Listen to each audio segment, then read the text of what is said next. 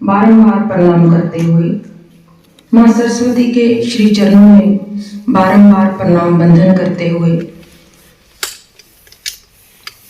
कपिराज अनंत बलवंत हनुमंत लाल महाराज जी के श्री चरणारविंद में बारंबार प्रणाम करते हुए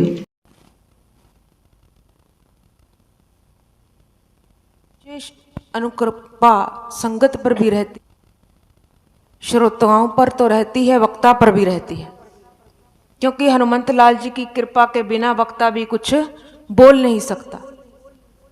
हनुमंत लाल जी इस राम कथा के रसिक हैं। तो आई हुई साध संगत, जितने भी मातृ शक्ति यहाँ उपस्थित हैं, शक्ति स्वरूपा, भक्ति स्वरूपा माताओं बहनों, आपके हृदय में सिया राम मैं सब जानी करूं प्रणाम जोर जुग पानी के इस पावन भाव से आपके हृदय में बैठे सिया राम जी को मेरे बारंबार प्रणाम, बारंबार वंदन। बहुत सी माताएं कहती थी कि कथा का समय 3:30 रख लेते हैं, तो 3:30 रखेंगे तो यहाँ फिर कोई नहीं आएगा। बहुत अच्छा समय है 4 बजे। 4 बजे देखो तो 10, सिर्फ अभी 10 आए हैं लोग। आज तो फिर पहले ही आ जाना चाहिए था, क्योंकि आज तो हमारे लल्ला का जन्मदिन है। आज तो मेरे राम भगवान का जन्मदिन भी है, सबको पता है।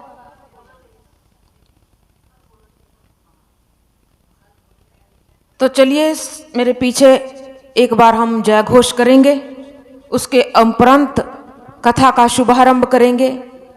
धर्म की जय हो, अधर्म का नाश हो, प्राणियों में सद्भावना हो, विश्व का कल्याण हो। अयोध्या धाम की जय हो, जनकपुर की जय हो, हनुमंत लाल जी की जय हो, तुलसीदास जी की जय हो। बोलिए सच्चिदानंद नंद भगवान भगवान की की जय। जय।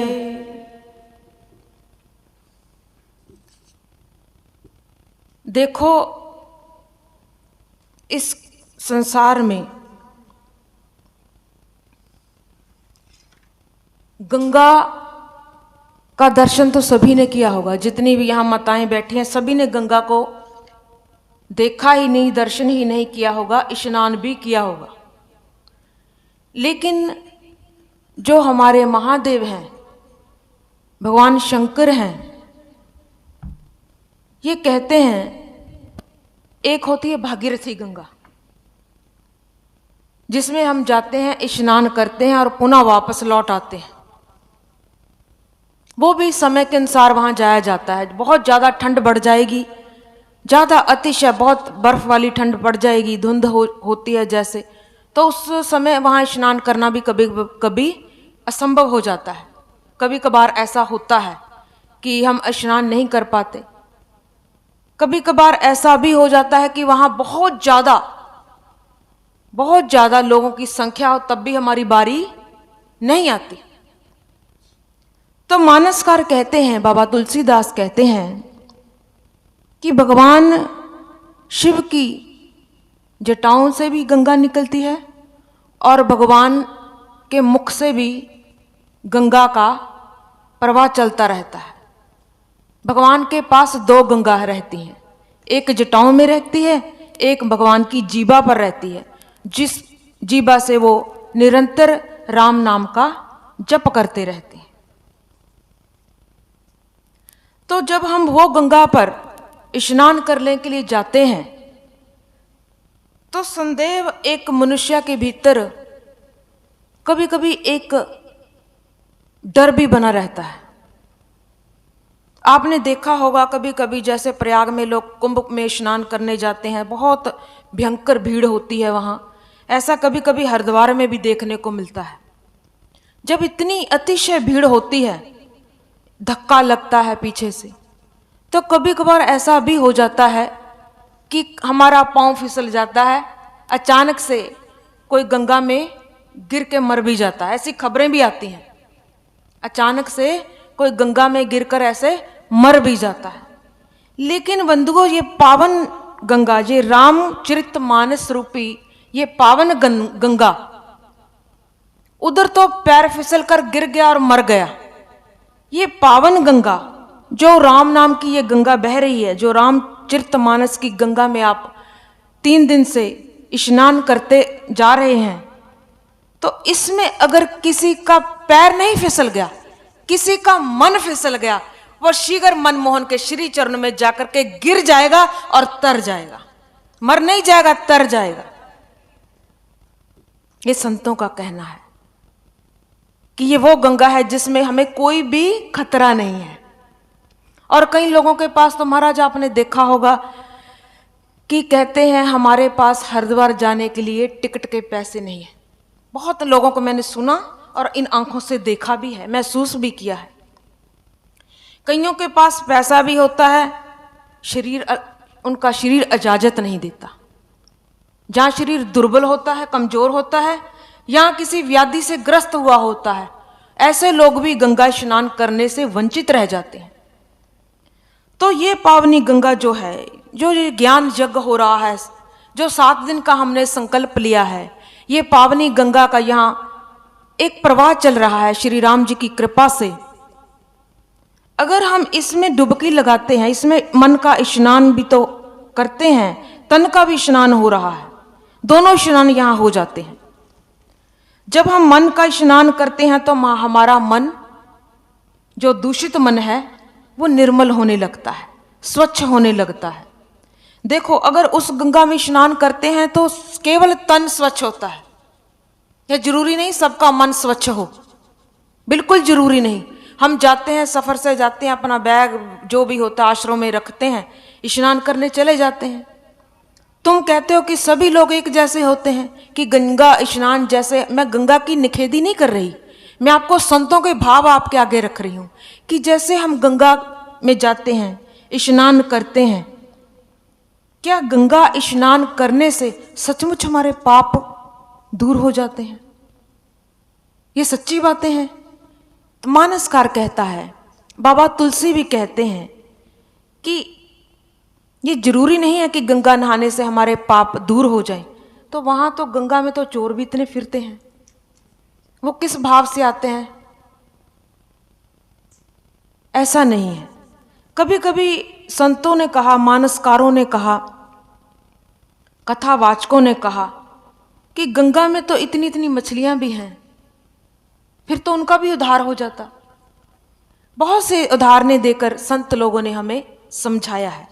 तो मैं आपसे यही निवेदन करूंगी, मेरा तो आपसे यही विनम्र निवेदन है। मैं कोई आपकी शिक्षक नहीं हूं, मैं तो आप जैसी ही हूं, साधारण एक सामान्य, आप जैसी एक सामान्य नारी हूं। कहने का मेरा अर्थ यही है कि ये रामचरितमानस गंगा जो यहाँ प्रवाह जिसका चल रहा है, हम अगर इसमें पुनः 7 दिन संकल्प करके इसमें स्नान करेंगे तो हमारी तो कहते 5 उंगलियां घी में हैं। ये सच्ची बातें हैं। अगर हम संकल्प कर लें 7 दिन का, हमने कि ये राम कथा सुननी है, हम भी सुन सुन के आज यहां बैठे हैं। सच्ची बात तो मैं आपको ये बता रही हूं। कहने का असली जो अंदर का जो रहस्य कहने का वो यही है कि ये कथा के प्रताप से सब कुछ होता है। कोई 7 दिन के लिए अपना घर नहीं छोड़ सकता। 7 दिन घर छोड़ेंगे, इतनी दूर जाएंगे, यहाँ 2 घंटे लगते हैं, आते हैं, जाते हैं और वापस चले जाते हैं। यहाँ आपको इतना परिश्रम भी नहीं करना पड़ता। तो हम संकल्प करें कि हम श्री राम जी के चरणों में बैठ करके इस पावनी गंगा में रोज गोता लगाएं। अभी मैंने कथा शुरू नहीं कही, मैं कर रही हूं आपसे बातें। मैं इंतजार में हूं कि संगत और आ जाए। ये बातें भी नहीं है, चलो सत्संग भी है। हल्का फुल्का सत्संग, हल्की फुल्की बातें हैं ये। तो कहने का अर्थ ये है, बहुत लोगों के मन में होता है कि ये रामचरितमानस हमें क्या दे देगी। बहुत भ्रम भ्रांतियां लोगों के मन में पनपती रहती हैं। मैं कहती हूं, मैं कहा करती हूं अक्सर कि ये रामचरितमानस ये वो ग्रंथ ही नहीं, ग्रंथ कहने को भी मेरे को बहुत छोटापना महसूस होता है भीतर से। ये तो साक्षात सिया राम है, ये तो साक्षात सिया राम जी हैं, साक्षात शिव पार्वती हैं। क्योंकि जिनके प्रसंगों को आप रोज सुन रहे हैं वो इसी के भीतर तो विराजमान है। हम कोई अपने परिवारों की बात थोड़ी यहां बैठ करके करते हैं। हम श्री राम जी की बातें करते हैं, भोलेनाथ की बातें करते हैं, अपनी जीवा को पवित्र करते हैं, अपनी चित्त वृत्तियों को एकाग्र करके उसी में सराबोर होते हैं। तो हम तो कहते हैं कि जितना हमारा शेष जीवन बाकी बचा है, इस अमृत को यहां से भी मिल जाए, यहां से भी अमृत पीने को मिल जाए, तो कभी समय को चूकना नहीं चाहिए। दुनिया के बहुत जहर पी लिए, आज तक दुनिया के हमने बहुत जहर पी लिए, लेकिन अब भी हमारा अगर विवेक जागृत नहीं हुआ सत्संग कर करके, तो फिर इस शरीर को धारने का हमें क्या लाभ है। इस शरीर की प्राप्ति राम को पाने के लिए ही हुई है। ये रामचरितमानस कह रही है, ये तुलसीदास बाबा कह रहे हैं, ये वाल्मीकि ऋषि कह रहे हैं, ये अनंत संत कह रहे हैं। हरि अनंत हरि कथा अनंता, कहे सुने बहु विधि सब संता। हरि की जो कथा है, हरि की जो परमात्मा की कथा है, ये अनंत है, जिसका पारावार नहीं है। हरि की कथा अनंत है, जिसका पारावार नहीं है, जिसकी गिनती मिनती नहीं कर सकते। बाबा ने कह दिया रामायण में, हरि अनंत हरि कथा अनंता, कहे सुने बहु विधि सब संता। ऐसे ही कहा है, जैसे कथा अनंत होती है, राम जी भी अनंत हैं। अलग अलग कल्पों में अलग अलग राम जी हुए हैं, अलग अलग कल्पों में अलग अलग सीता जी हुई हैं, अलग अलग कल्पों में शिव जी हुए हैं, अलग अलग कल्पों में पार्वती जी हुई हैं। तो इसीलिए कहा है कि इनका हम इसका पारावार नहीं पा सकते। वो अथाह है, ईश्वर अथाह है, परमात्मा अथाह है, जिसका पारावार नहीं पाया जा सकता।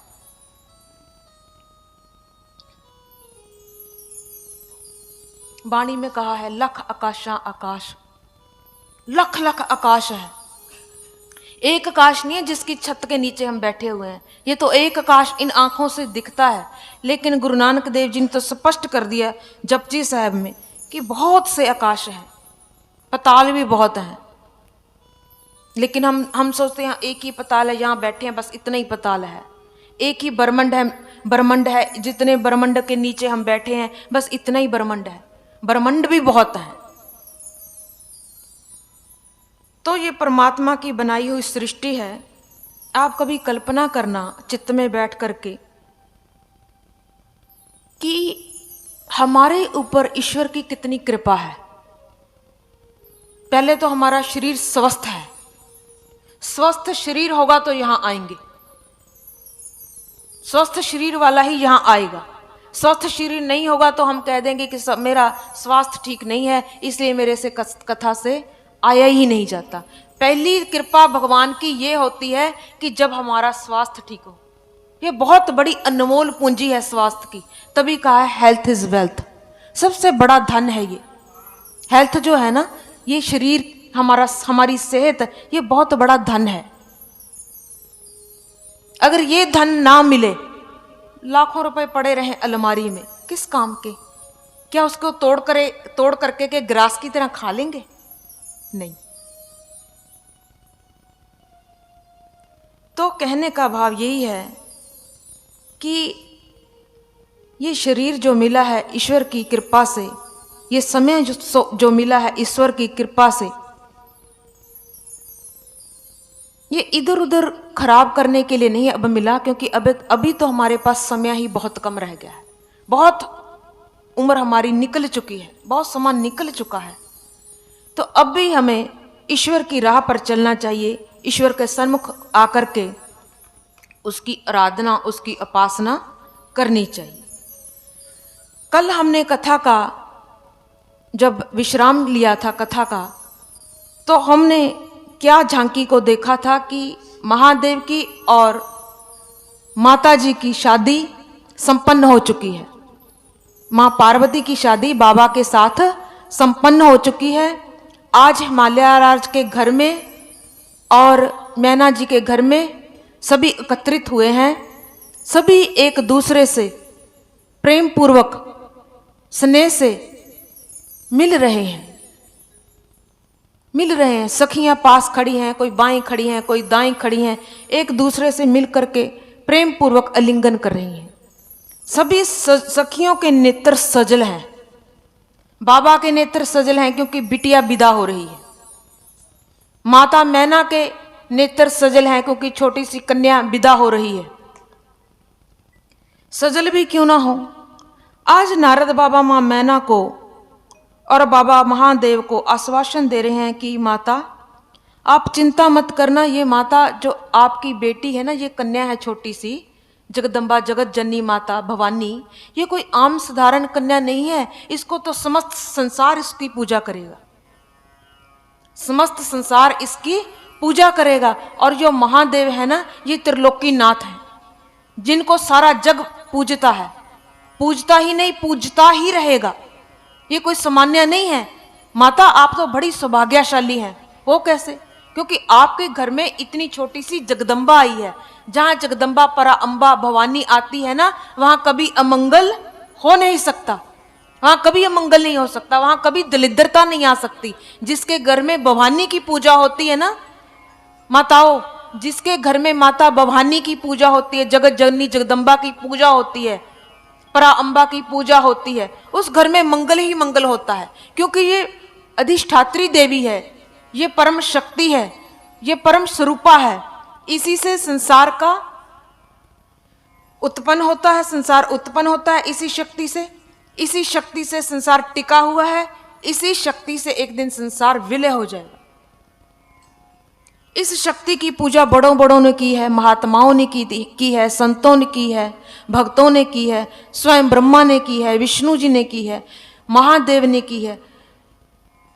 महादेव, विष्णु और ब्रह्मा जी तो यहां तक कहते हैं अगर जगदम्बा की शक्ति हमारे भीतर ना हो तो हम शून्य हैं, हम शून्य हैं, जीरो हैं। अगर हमारे भीतर माता की शक्ति ना हो, जगदम्बा की, तो हम शून्य हैं। हमारे भीतर भी बंधुओं सबकी शक्ति, किसकी शक्ति के हम सहारे यहां बैठे हैं? माता की शक्ति है, जगदम्बा की शक्ति है। किसी के अंदर जगदम्बा की शक्ति ना हो तो हम यहां बैठ नहीं सकते। ये चराचर जगत में व्यापक है ये शक्ति, जिसको हम परमात्मा कहते हैं, अकाल पुरख कहते हैं, वाहिगुरु कहते हैं, राम कहते हैं, कृष्ण कहते हैं, गोविंद कहते हैं। अलग अलग नाम रखे हैं लोगों ने अपने अपने प्रेम के अनुरूप। तो कहते आज जैसे माता को विदाई मिल रही है, सभी की नेत्रों में अश्रुपात हो रहा है, सभी माता से विदा ले ही रहे हैं और सभी तरफ से बधाई भी मिल रही है। आज बाबा की हिमालयराज की आंखें सजल हो रही है। इतने इतने बिटिया के दहेज में इतना इतना सामान दिया है बाबा ने, कहते जिसका कोई पारावार नहीं है। इतने वेश कीमती आभूषण, वस्त्र, नाना प्रकार के और वस्तुएं, चीजें, पदार्थें बेटी के दहेज में दी हैं हिमालयराज ने। और आंखें सजल हैं, दोनों हाथ जुड़े हुए हैं। देखो पिता की अवस्था कैसी है। भले ही इतना बड़ा है, जगदम्बा का पिता है, लेकिन पिता तो पिता है, होता है। जिस दिन वो अपनी कन्या को घर से विदा करता है, वो कहता है मैं छोटा हूं। परंपरा है ये। वो कहता है मैं छोटा हूं। दोनों हाथ जुड़े हैं, नेत्र सजल हैं, अश्रुपात हो रहा है। तो कह रहा है हिमालयराज से कि अगर मेरी छोटी सी ये कन्या से किसी कारणवश कोई गलती हो जाए, आप इसे क्षमा कर देना। बच्ची समझ करके, छोटी समझ करके, नादान समझ करके इसको क्षमा कर देना। अगर मेरे संस्कारों को भी कुछ देने की कमी रह गई हो, तब भी इसको क्षमा कर देना। देखो कितना बड़ा बाप क्या कह रहा है, कितनी विनम्रता है। अगर मेरे संस्कारों में कुछ कमी आपको महसूस हो, किसी कारणवश, किसी अज्ञानवश मेरी बिटिया से कोई गलती, गुस्ताखी हो जाए आपके घर में जाकर के, तो आप क्षमा कर देना मेरी बिटिया को। बाबा कहते नहीं, ऐसा नहीं है। महादेव समझा रहे हैं, आश्वासन दे रहे हैं, ढांढस बढ़ा रहे हैं कि आप चिंता मत कीजिए, ऐसा कुछ नहीं है, सब कुछ मंगल ही होगा। कहते कहते डोली विदा हो गई। जैसे ही डोली विदा हो गई, महादेव आज भवानी को लेकर के कैलाश पहुंच गए हैं। जैसे ही कैलाश पहुंचे हैं बाबा, कैलाश में रहने लगे, बड़े मंगल से, आनंदमय रूप से रहने लगे। पहले तो देखो, आपने सुना है कि सती बाबा का कोई कहना ही नहीं मानती थी। जब सती के रूप में थी पिछले जन्म में, तो बाबा का एक भी कहना नहीं मानती थी, एक भी कहना नहीं मानती थी। अब सती का जब दूसरा जन्म हो गया, पार्वती बन गई, इसके गुरुदेव हैं नारद जी। देखो सबको गुरुओं की जरूरत पड़ी है इस धरती पर। गुरु बिना गतनी, सौ बिना पत्नी। जे 100 चंदा उगवे सूरज चढ़े हजार, एते चानण हुंदियां गुर बिन घोर अंधार। ये बाणी ने सिद्ध कर दिया है, गुरु के बिना गत नहीं है। मैं कहूंगी बहुत लोगों का भ्रम है, मैं ज़्यादा बातों में ना जाऊं, समय इतना ही सीमित होता है। मेरे को लगता है मैं आपके आगे इतना बड़ा ग्रंथ खोल दूं, समय की सीमा में रहना पड़ता है। कई लोगों की धारणा ये होती है गुरु की कोई जरूरत नहीं जीवन में। अगर गुरु की जरूरत ना होती महाराज, तो राम तो इतने बड़े अवतार थे, उनको क्या जरूरत थी वशिष्ठ जी के पास जाने की। कृष्ण जी इतने बड़े अवतार थे, उनको क्या जरूरत थी इतने बड़े संदीपनी मुनि के पास जाने की। ये हमें संसार वालों को, जगत वालों की आंखें खोलने के लिए, हमारा मार्गदर्शन करने के लिए ये बातें बता रहे हैं।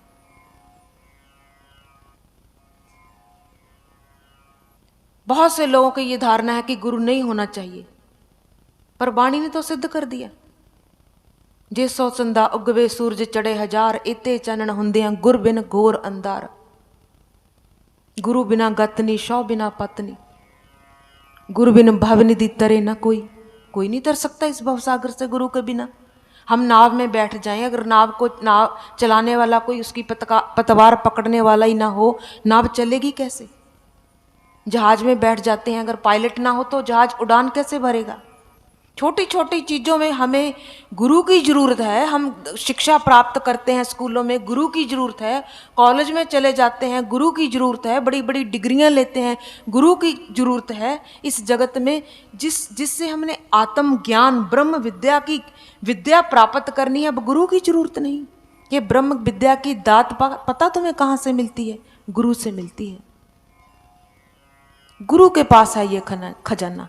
एक और बात कहूं, गुरबाणी में बड़ी सुंदर एक पंक्ति आती है, राम नाम सत है कुंजी संतां दे हथ है। राम नाम सत है कुंजी संतां दे हथ है। ये कुंजी, इस चाबी ईश्वर ने संतां दे हथ च देती, इस खजाने की, आत्म खजाने की। ताला लगा दिया, कोई किसी संत का संग करेगा, वो जब संग करेगा उसका, तो वो चाबी ले लेगा, इस खजाने को खोलेगा तो मालो माल हो जाएगा। वाणी ने तो बहुत जगह जगह समझाया है, लेकिन ये विवेक नहीं है।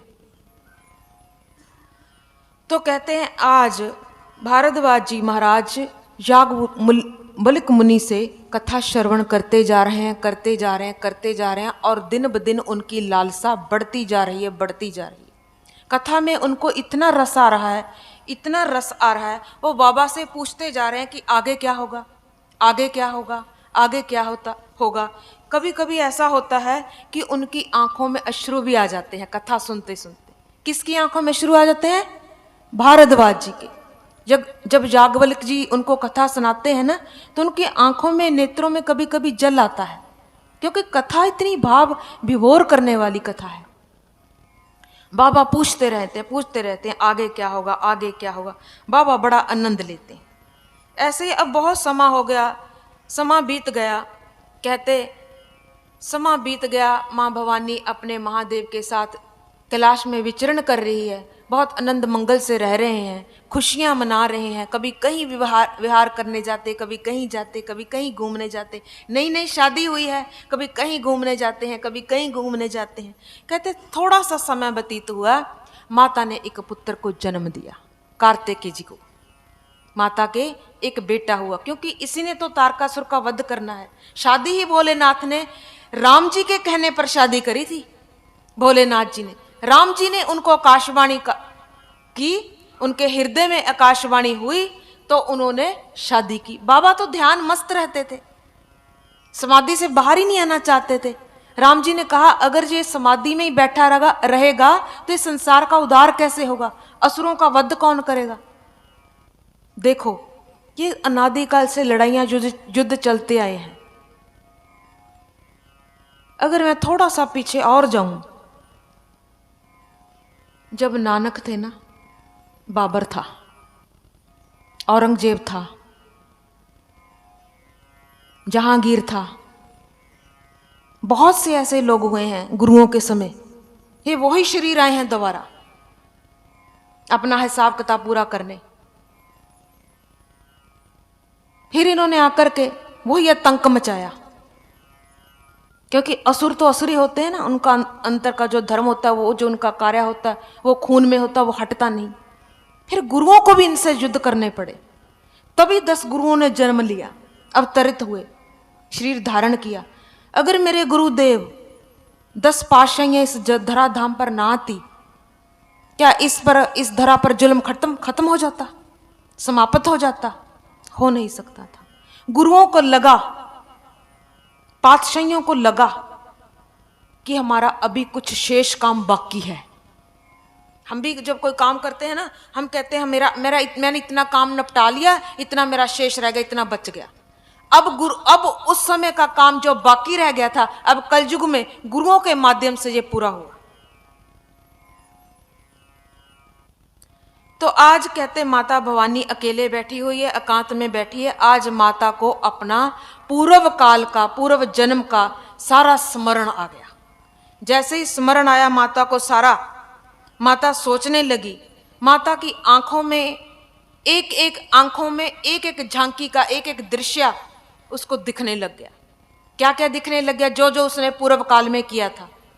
ये झांकी ऐसे है, यहाँ मुझे बाबा ने ये उपदेश दिया था, महादेव ने, यहाँ बाबा ने मुझे ये उपदेश दिया था, यहाँ ये दिया था, मैं यहाँ बाबा का कहना नहीं मानती थी, मैं यहाँ रुष्ट हो जाती थी, यहाँ बाबा रुष्ट हो जाते थे। तरह तरह के माँ ने आज आंखें बंद करके झांकियों को देखा है।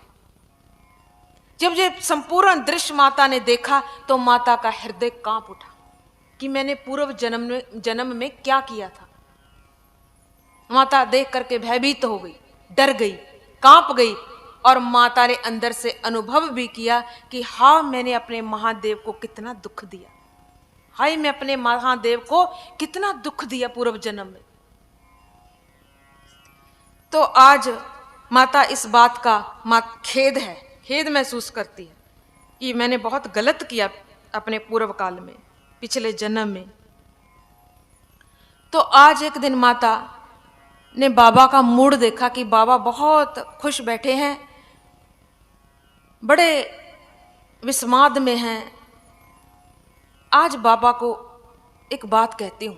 आज भवानी सन्मुख गई है महादेव के, जाकर के कहा कि महादेव मैं आपसे एक बात करना चाहती हूँ। महादेव कहते कहिए देवी, क्या कहना है? महादेव ऐसा है कि आज मेरे दिल की इच्छा ये हो रही है, अगर आप मुझे राम कथा सुना दें। दिल से कह रही है आज, पिछले जन्म में कभी नहीं कहा, पिछले जन्म में जोर जबरदस्ती बिठाना पड़ता था। भवानी कुंभज के चल कथा सुननी है। भवानी कहती नहीं पगला बाबा, मैं नहीं जाऊंगी। आज कहती बाबा आपके पास फुर्सत है? अगर है तो मुझे राम कथा सुना दीजिए। क्यों, किसका असर हो गया वैसे माता के ऊपर? नारद जी का। जब गुरु मिल जाता है ना जीवन में, तो गुरु मार्गदर्शन करता है, गुरु हमारा आगे आगे चलता है, हमें मार्ग दिखाता जाता है, इधर मुड़ो, इधर मुड़ो, इधर मुड़ो, इधर जाना है, इधर जाना है।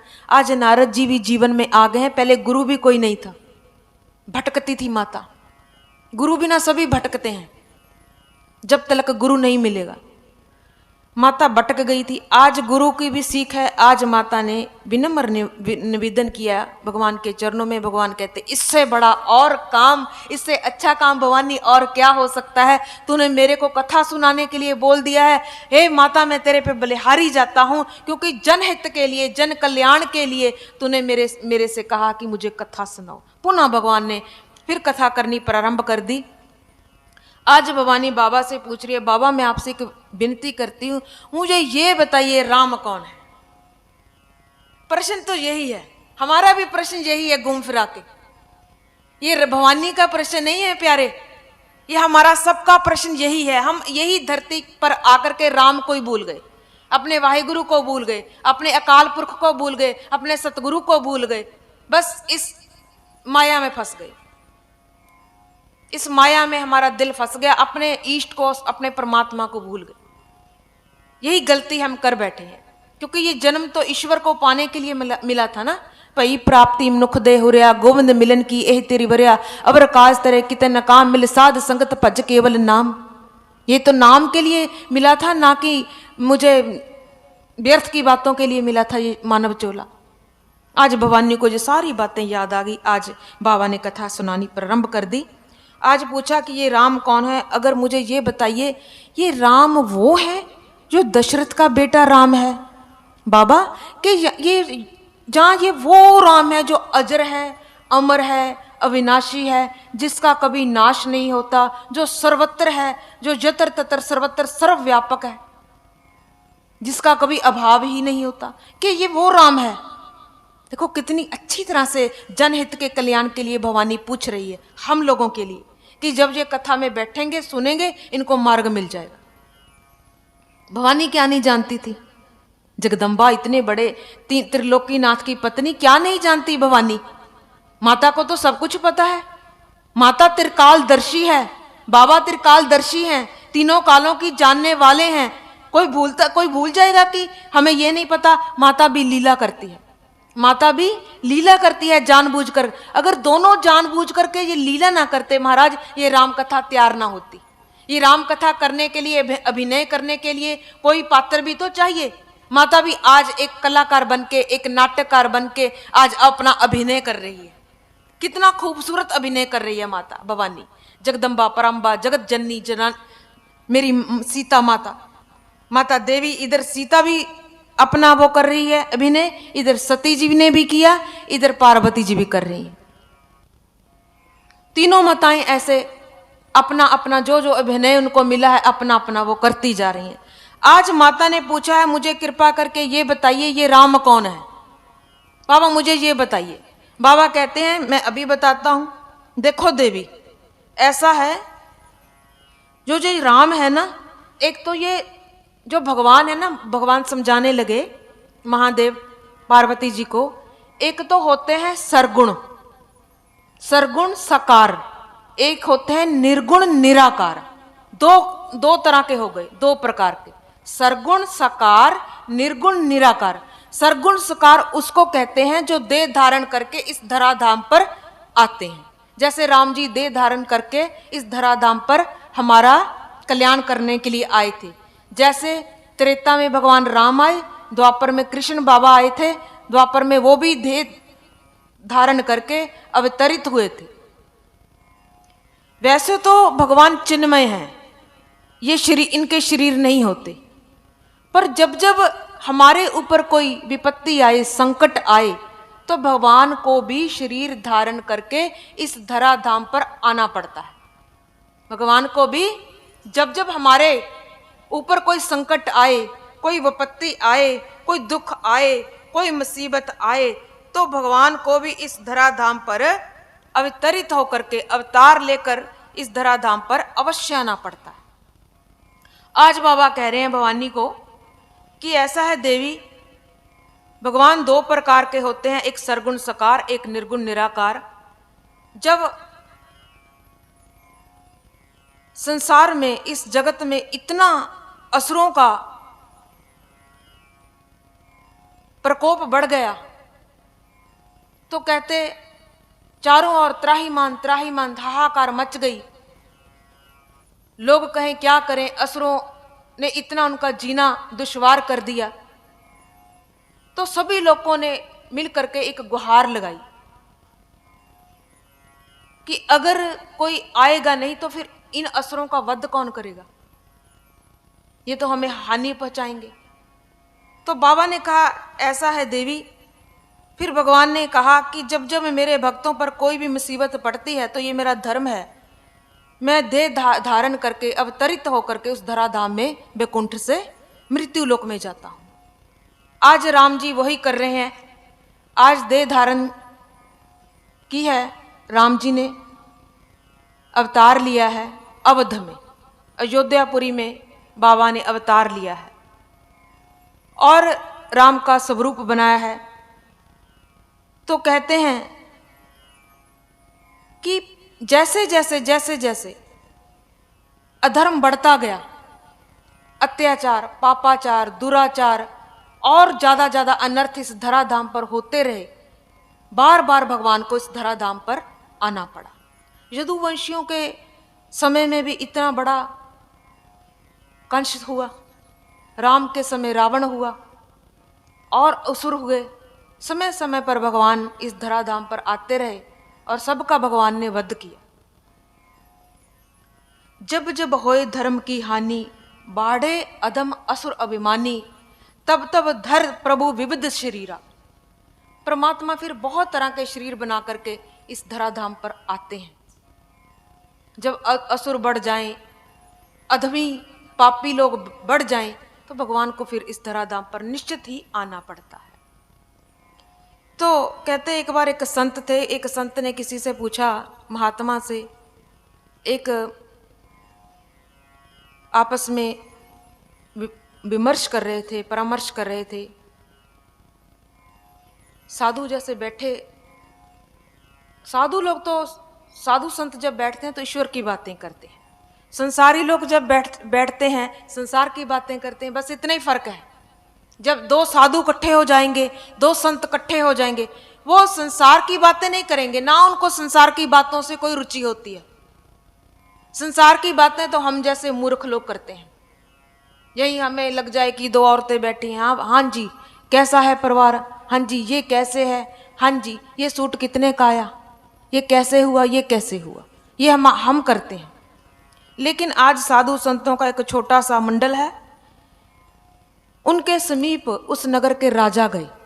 जब राजा गए, राजा ने पूछा कि ऐसा है, किसी महात्मा से पूछा कि ऐसा है कि आपके भगवान क्या इतने खाली रहते हैं। के बाद पहुंचा राजा, महात्मा की कुटिया के पास पहुंचा गंगा।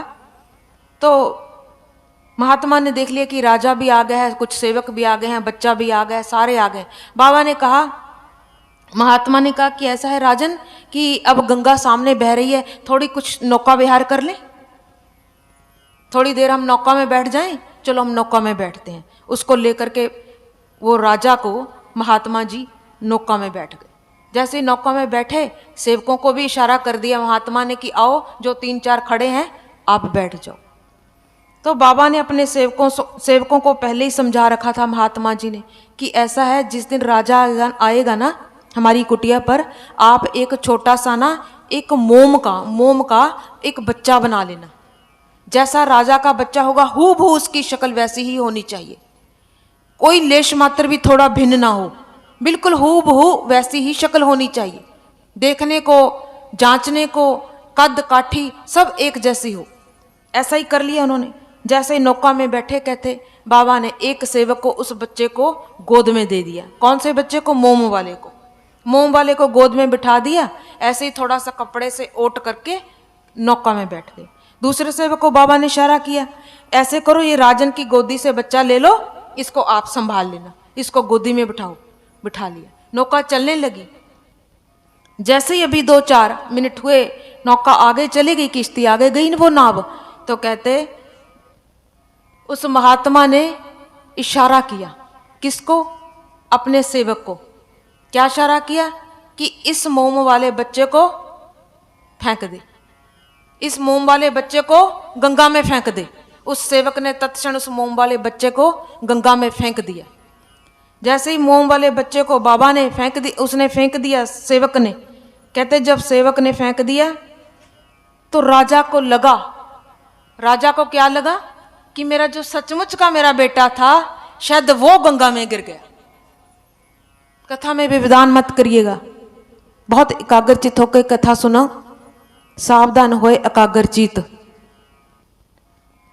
तो उसने समझा कि ये ना मेरा असली बेटा, राजा समझता है मेरा असली बेटा शायद गंगा में गिर गया।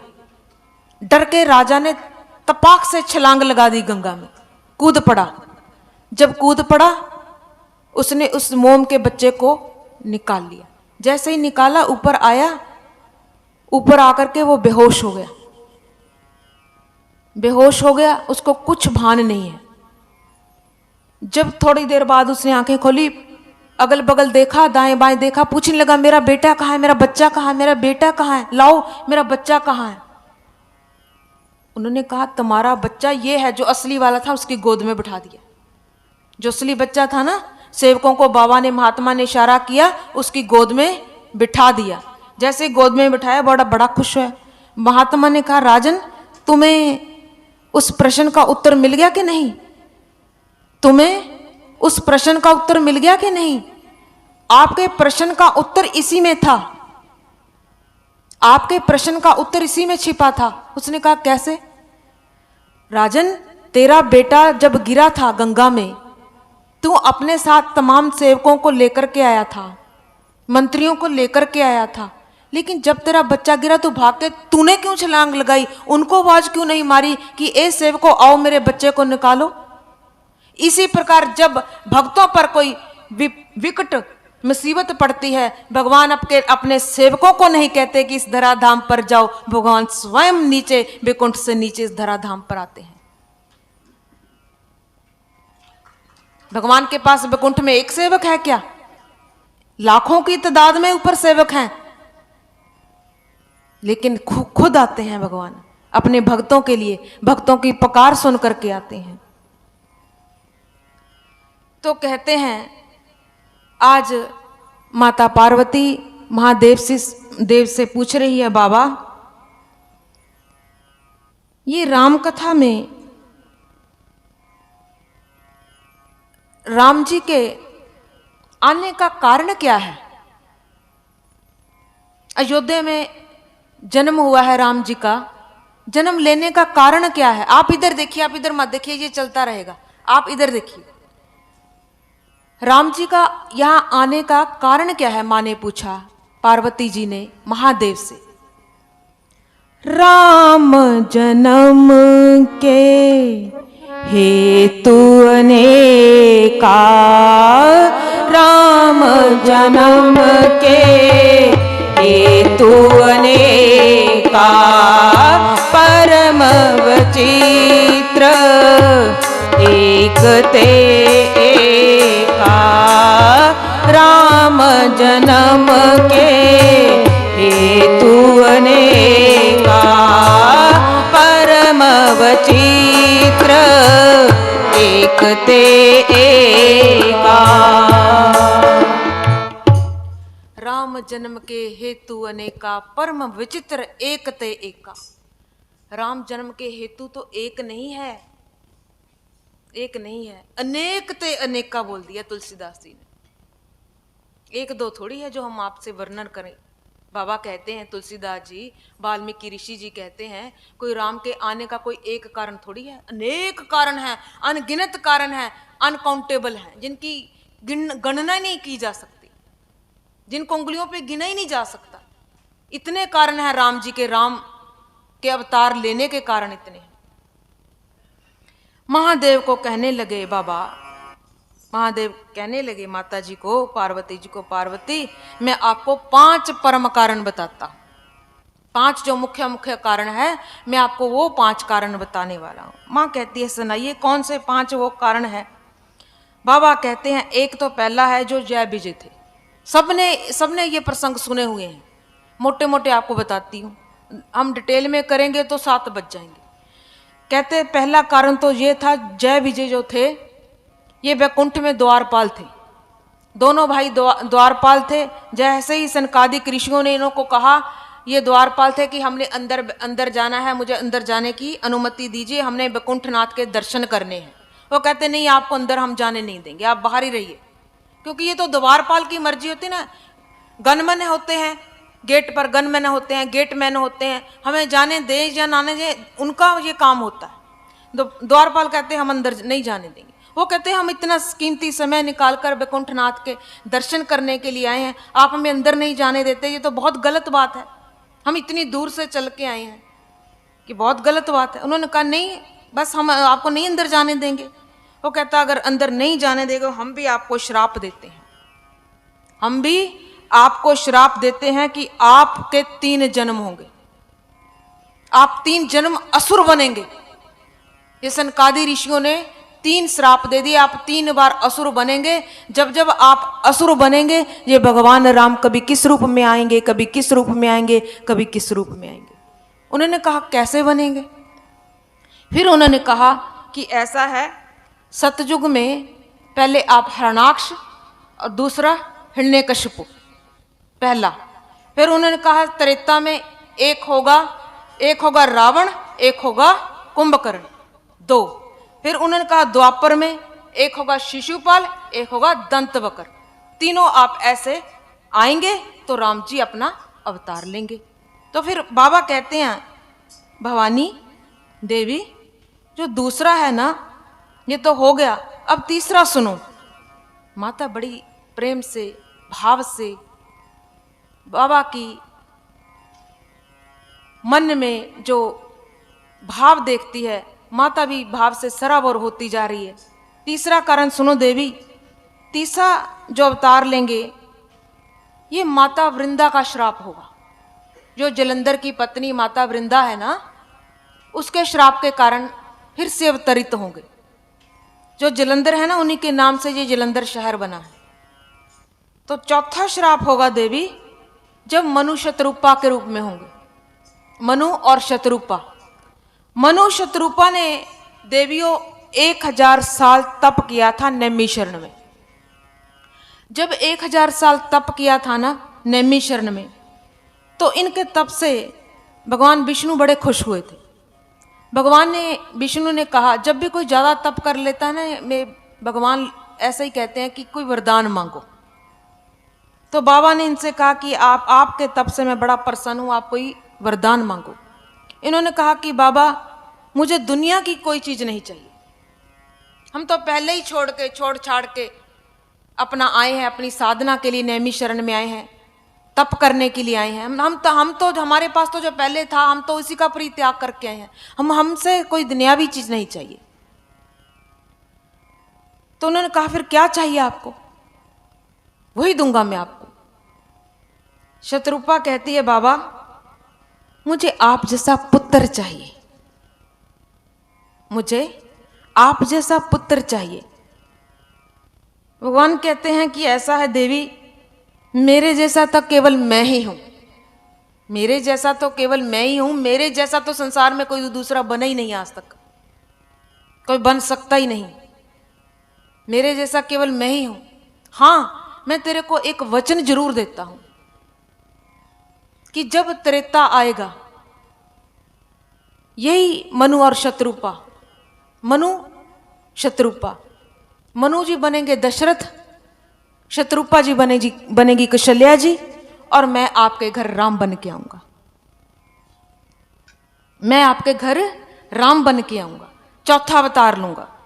फिर उन्होंने कहा 5वां अवतार माता ये है कि जब भगवान को नारद मुनि ने श्राप दे दिया था, भगवान को एक बार नारद मुनि ने श्राप दे दिया था, जब एक बार विश्व मोनी कन्या का वरण कर लिया था बाबा भगवान ने। शादी तो नारद जी करना चाहते थे, विश्व मोनी थे,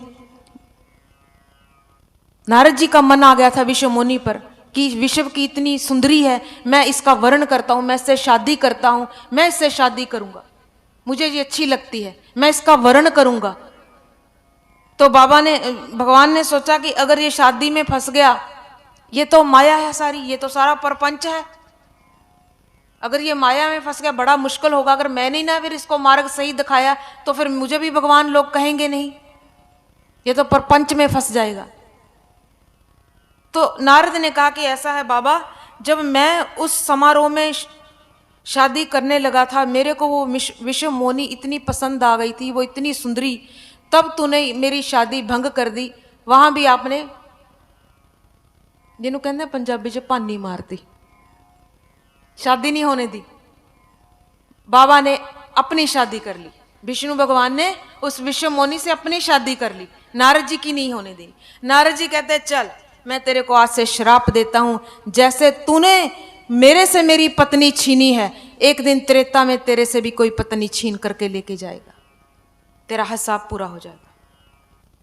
ये श्राप ही तो है।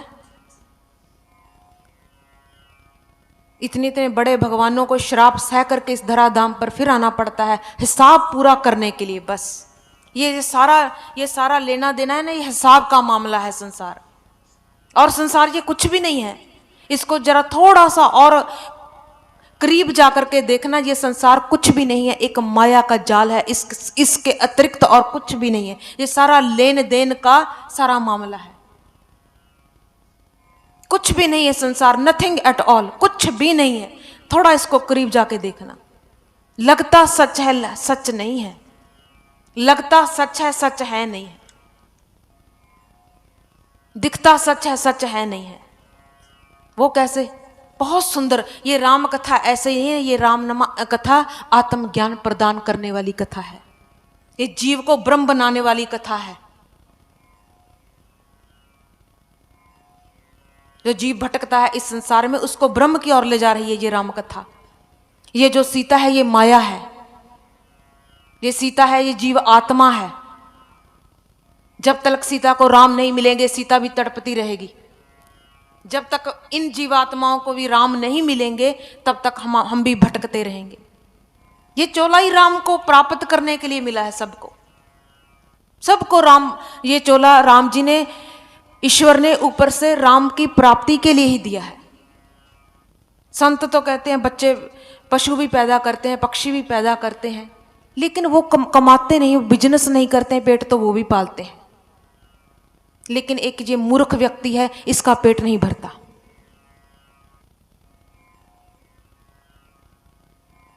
तो कहने का अर्थ ये है कि जिसने इस राम कथा का श्रवण किया है, दिल से किया है, भाव से किया है, प्रेम से किया है, उसके एक ना एक दिन स्वतः ही सहज ही राम भीतर उतर आएंगे। राम कोई साथ में आसमान पर नहीं रहते, बस थोड़ा सा अपने अंतःकरण, मलिन अंतःकरण को स्वच्छ करना है, इस दर्पण को साफ करना है जो मलिन हो गया है, जिसको विषयों की, तृष्णाओं की, कामनाओं की कालीमा लग गई है। ये कथा कालीमा ही दूर करने के लिए होती है, कथा ही कालीमा दूर करती है, उसी के साथ ही हमारा जो अंतःकरण है स्वच्छ होता है, निर्मल होता है। तो कहते हैं जब ये बाबा ने माता को ये सारे श्राप की बातें बताई कि ऐसे ऐसे श्राप मिले राम जी को, उसी कारण बाबा ने कहा कि 5 अवतार राम जी को इस धराधार धाम पर लेने पड़े। तो बाबा कहते हैं कि देवी मैं तेरे को एक बात की, पुरातन समय की एक बात सुनाता हूँ, एक प्रसंग सुनाता हूँ। माता को कहते हैं महादेव कि भवानी मैं तेरे को एक प्रसंग सुनाता हूँ। एक बार की बात है कि वृंदा नाम की एक नारी थी, बड़ी पतिव्रता थी। अपने पति के सतीत्व को जिसने इतना ऊंचा रखा था, उसको नाज था, उसके पति को भी अपनी पत्नी पर इतना नाज था कि ऐसी कोई अन्य इसके समान कोई दूसरी पत्नी नहीं है। कहते हैं इसका जो पति था वृंदा का, जलंधर इतना पापी था, इतना दुष्ट था, इतना जुल्मी था, असुर था। वो लोगों के ऊपर इतना खाम खा अत्याचार करता रहता था। कहते जो अत्याचार जब करता था ना, ये जो देवता लोग थे अपने अपने लोकों में जो जो देवते रहते थे अपना अपन लोग छोड़ करके भागने लगे। कोई स्वर्ग का देवता था वो वहां से भागने लगा इसके डर के मारे कि अगर हम यहां रहेंगे ये हमारे प्राण छीन लेगा, हमें मार देगा। प्राण किसको प्यारे नहीं होते, सभी लोग भागने लगे। जब ऐसा इसने कहते अत्याचार किया, ऐसा आतंक मचाया, एक दिन भोले बाबा ने सोचा कि अगर इसका वध ना किया गया बड़ी मुश्किल आ जाएगी। सारे देवते बाबा के पास हाथ जोड़ करके प्रार्थना करने गए कि ऐसा है बाबा आप इसका वध करो। महादेव को कहते हैं कि बाबा आप इसका वध करो जलंधर का, अगर आप वध नहीं करेंगे हमारे शहरों में, हमारे नगरों में, हमारे धामों में इसने इतना आतंक मचा देना है कि कोई आपको दिखेगा नहीं। हम आपके पास सारे विनती करने के लिए यही आए हैं, प्रार्थना करने की बाबा आप हमारी विनती स्वीकार कीजिए, आप युद्ध शुरू कीजिए। बाबा ने इससे भयंकर युद्ध करना प्रारंभ कर दिया। जैसे ही बाबा ने भयंकर युद्ध प्रारंभ किया करना, बाबा जोर से प्रहार करते, ये उधर से प्रहार करता, बाबा इसको इधर से जोर से मारते, ये उधर से मारता, दोनों ऐसे मारते। ये वृंदा जो ऐसी थी ना, इसकी पत्नी जलंधर की, इसका सतीत्व जो ऐसा था, ऐसी पतिव्रता नारी थी। कहते इसने अपने पति को एक ऐसी माला दे रखी थी, जो माला जब वो इसने वो पहना दी थी, कहती इसने कहा जो मैंने आपको माला पहनाई है ना, जिस दिन ये माला मुरझा जाएगी उस दिन आपका वध होगा। निशानी भी बता दी कि जिस दिन स्वामी आपकी ये माला मुरझा जाएगी समझ लो उस दिन आपका वध निश्चित है। माला रोज हरी भरी माला ये वृद्धा अपने पति के गले में डाल करके बेचती थी युद्ध के समय। आज बाबा जब युद्ध के लिए गए हैं तो इतना भयंकर युद्ध शुरू हो गया। इधर बाबा त्रिशूल छोड़ते हैं, त्रिशूल से प्रहार करते हैं, इधर ये करता है जलंधर। कहते जब त्रिशूल से प्रहार करना आरंभ किया ना, त्रिशूल वापस आ जाता था। जैसे त्रिशूल वापस आ जाता था, बाबा ने त्रिशूल से कहा कि तू वापस क्यों आ जाता है, मैं तेरे को छोड़ता हूं प्रहार करने के लिए जलंधर का, लेकिन तू वापस क्यों आ जाता है। त्रिशूल ने कहा बाबा ऐसा है, मैं बड़े बड़े पर्वतों को, बड़े बड़े पेड़ों को मार सकता हूं, उनका मैं प्रहार कर सकता हूं, लेकिन मैं इसका प्रहार नहीं कर सकता, इसके ऊपर मेरा कुछ जोर नहीं चलता। बाबा ने कहा ये क्यों, इतने इतने बड़े पर्वतों का प्रहार कर सकता है, उनको गिरा सकता है त्रिशूल, मेरा त्रिशूल गिरा सकता है, लेकिन इसका वध क्यों नहीं कर सकता। तो फिर पता चला कि इसको एक वरदान है इसकी पत्नी का। उसने इसको एक माला दी है कि जब तक तू जैसे ही युद्ध में जाएगा ये माला डाल करके, जब तक वो माला मुरझाएगी नहीं, कोई माई का लाल तेरा वध नहीं कर सकता। सारे जितने भी लोग थे सारे दुखी मारे मारे महादेव के पास आए, विष्णु जी के पास आए, सबने आकर के आर्त भाव से प्रार्थना की। तो जब आर्त भाव से सभी पुकारने लगे, सहायता मांगने लगे, आज विष्णु बाबा ने कहा कि ऐसा है, ये काम मैं करता हूँ, ये काम मैं करता हूँ, क्योंकि अगर ये काम ना हुआ तो और तहलका मच जाएगा। क्योंकि सभी लोगों ने कहा कि हमारे बस की ये बात नहीं, हमारे हाथ खड़े, हम ये काम नहीं कर सकते। विष्णु बाबा तैयार हुए, विष्णु बाबा ने कहा चलो मैं करता हूँ। आज विष्णु जी ने क्या लीला करी कि आज वृंदा के भवन में चले गए।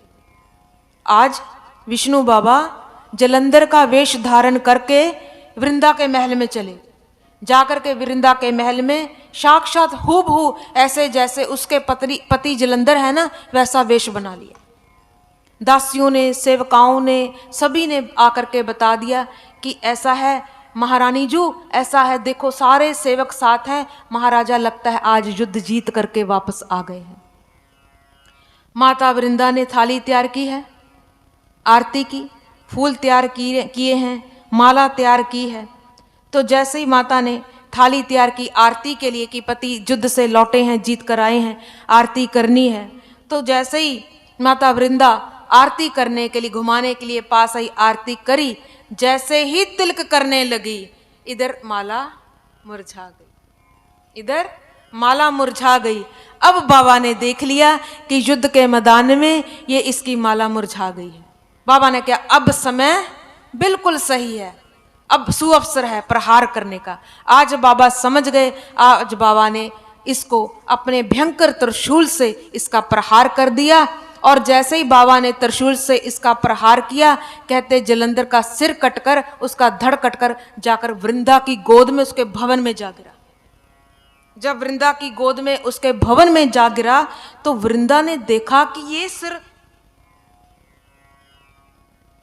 तो मेरे पति का है, ये सिर तो मेरे पति देव का है, जलंधर का है, तो ये सामने वाला कौन है? ये सामने वाला कौन है? ये सिर तो मेरे पति का है। वृंदा ने सामने विष्णु भगवान के आगे देखा, देख करके बहुत जोर से, गुस्से से, क्रोध से बोली, तू अगर अपनी खैरियत चाहता है ना तो अपने असली रूप में आ जा। बाबा कांप गए, विष्णु कांप गए। विष्णु बाबा ने तत्क्षण अपना असली रूप प्रकट किया मां के आगे। जैसे ही असली रूप प्रकट किया, मां ने कहा मैं तुम्हें भस्म कर दूंगी, तूने कैसा कृत्य किया है, ये तूने मेरा अस्तित्व भंग कर दिया है, मैं एक पति व्रता नारी थी, ये तूने क्या किया है, बहुत सी घिनौनी हरकत की है तूने। आज जब विष्णु को ऐसा बुरा भला बोलती है वृंदा जी, तो बाबा के नेत्र सजल हो गए, विष्णु जी के भी नेत्र सजल हो गए कि माता ने इतना बुरा भला कह दिया है इनको। तो आज बाबा सोच में पड़ गए कि क्या करें। माता ने कहा है ऐसा है, मैं आपको श्राप देती हूं कि तूने ये बहुत घिनौनी हरकत की है, मेरे पति व्रत धर्म को तूने भंग कर दिया है और मेरे पति का वध कर दिया है। आज माता ने श्राप दे दिया वृंदा ने कि जा, आज के बाद तू एक काला पत्थर बन जा। जब श्राप मिल गया, तत्क्षण भगवान विष्णु शालीग्राम के रूप में परिणत हो गए। बोलिए शालीग्राम भगवान की जय। आज भगवान विष्णु शालीग्राम के रूप में परिणत हो चुके हैं और इधर से बाबा विष्णु की पत्नी मां लक्ष्मी इनको खोजते खोजते वृंदा के महल में, भवन में पहुंच गई। जाकर के ऐसा दृश्य देखा, बहुत रोने लगी, वृंदा के आगे हाथ जोड़ने लगी, हे वृंदा, हे माते, तूने ये क्या किया? मेरे पति को तूने पत्थर का क्यों कर दिया? मेरे पति ने आपका क्या बिगाड़ा था? ये आपने घोर पाप किया है। जो समस्त जगत मेरे पति की पूजा करता है, तूने उसको पत्थर बना दिया। ये बहुत घोर पाप किया है माता तूने। मैं आपके चरणों में पड़ती हूँ, मेरे पति को ठीक करो। जब ऐसे करुण पुकार करी, कहते तत्क्षण वृद्धा ने क्या किया, थोड़ा सा जल का छींटा उस शालीग्राम के ऊपर जैसे ही छिड़का, भगवान पुनः फिर वही रूप में आ गए। जब वही रूप में आ गए, भगवान 2-4 कदम अपनी लक्ष्मी के साथ चलने लगे तो भगवान की आंखों में जल आ गया, नेत्रों में जल आने लगा। जैसे कहते वो 2 बूंदें जल की नीचे पृथ्वी पर गिरी, उस राख पर गिरी। कहते ये 2 बूंदें ही जल की जो गिरी थी, यही आज तुलसी का पौधा बन गया। बोलिए तुलसी मैया की जय। हर हर की बोलो, हर हर की ओ नमो, हर हर की रानी नमो नमो, नमो नमो विष्णु की पठानी नमो नमो, हर हर की रानी नमो नमो।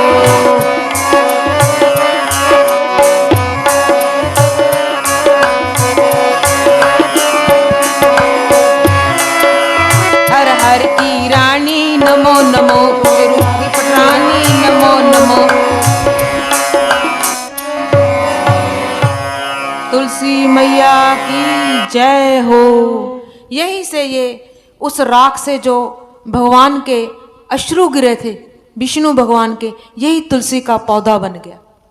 जब तुलसी का पौधा बन गया, बाबा ने देखा उस तुलसी के पौधे से जब एक पत्ती उठाई अपने मस्तक से छुहा ली, मस्तक का स्पर्श किया, ऐसे छुआ बाबा ने तुलसी के पत्ते को, जैसे ही मस्तक को लगाया, साथ ही बाबा ने वरदान दिया आज विष्णु जी ने तुलसी मैया को, माता मैं आपको एक वरदान देता हूं। वो क्या है?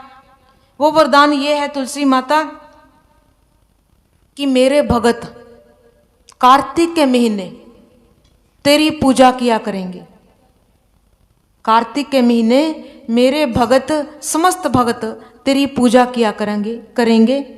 और जब मेरे को 56 भोग प्रसादी बन के तैयार होकर के मेरे भोग लगेंगे, जब तक तेरी इस पत्ती को, तुलसी पत्र को मेरे प्रसाद पर नहीं चढ़ाया जाएगा, मैं वो प्रसाद स्वीकार नहीं करूंगा।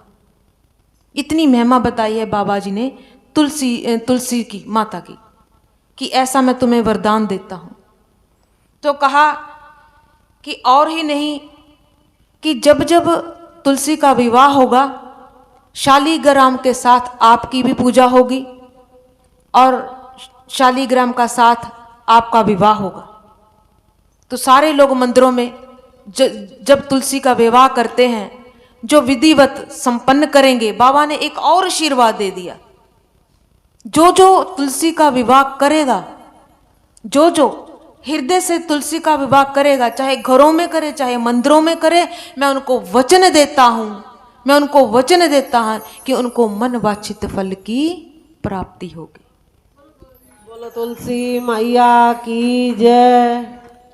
तो बाबा ने ये सारी बातें बताई हैं। तो जब ये सारा कुछ हो गया, तो सारे बाबा भोलेनाथ, विष्णु जी महाराज, वृंदा, सब अपने अपने लीला करके धामों को वापस चले गए।